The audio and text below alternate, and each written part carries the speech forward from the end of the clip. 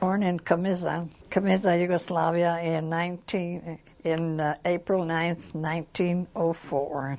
And so all I can remember is my grandfather before I left, and we boarded a ship. It was called Italia Verona from Genoa, and we came there to New York. That was in May, in April, and we got here in May. It took a long time then because things were kind of slow, and we stayed in there, I think, only 2 days because we didn't stay at Ellis Island too long. And then we took a train, and it took us about 5 days to come to San Pedro because things were really slow then too, you know.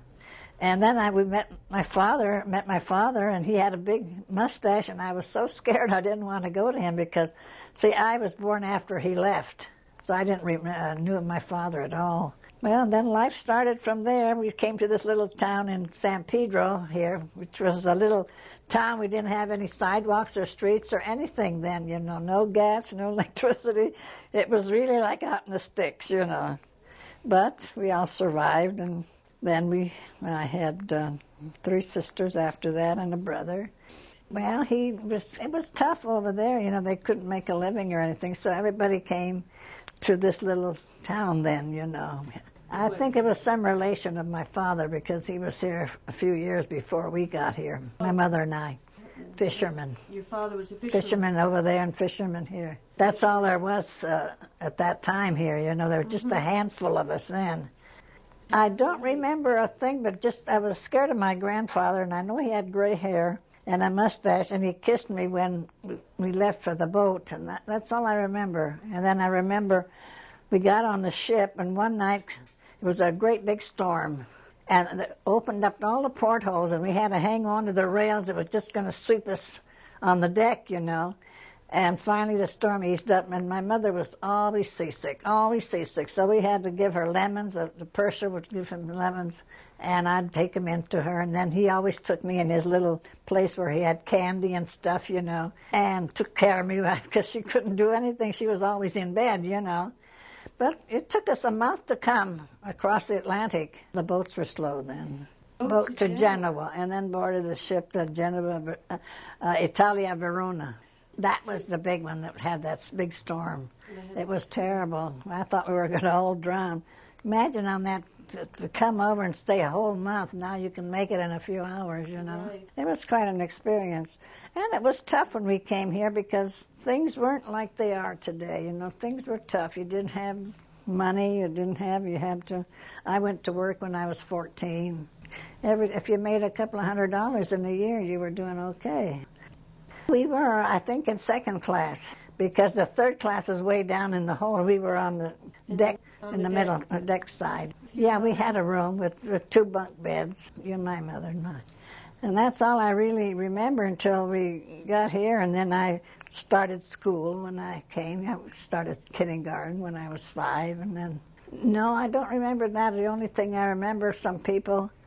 we had to sign papers that my father had sent, I guess, or something, because he wasn't a citizen. And we came on a visa through Ellis Island. We were there 2 days. I just remember that my mother and I went to some people, and she had to sign some papers, and then we had a room. We slept in one little cubby hole. They weren't too big, little rooms on the boat. I don't remember any of that, no. You know, when you're 5, you don't. And I was kind of, you know, coming from one little town, and you come in a big city, and it's scary, you know. All I wanted to do was be with my mother. And if she ever just got away to go to the bathroom or anything, I was right with her. I remember all the noises and the bells and the boats making all these noises with their horns and everything. It was kind of scary because we never had that where I came from. See, I don't remember a thing about the train ride. That's the funniest thing. I can't remember. I try to remember. I can't.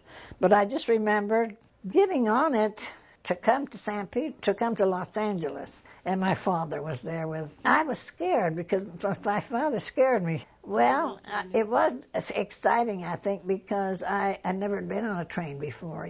And those big things, over in our little town, everything went by boat because it was right on the ocean. And there was no trains, and there were no cars, or just like here when we came, there was no trains, no buses, no cars. It took us 5 days to get here on a train. He was at the station, yeah.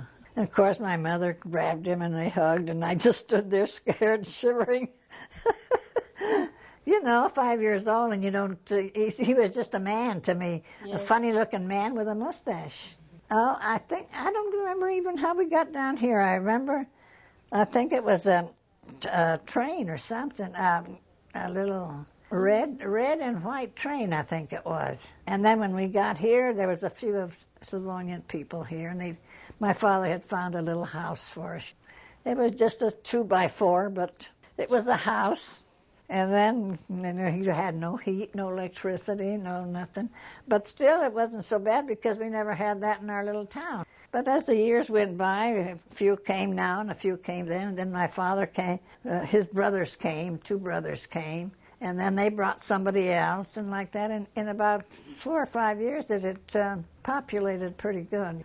Then Italian, because see, our little town, Italy's right close by, and they used to have these fellas come in these boats and sell vegetables and fruit and different things with the Slav people, and all our Slav people knew how to talk Italian. Lifestyle was different, Over there, everybody lived in one house, grandparents, parents, and their kids.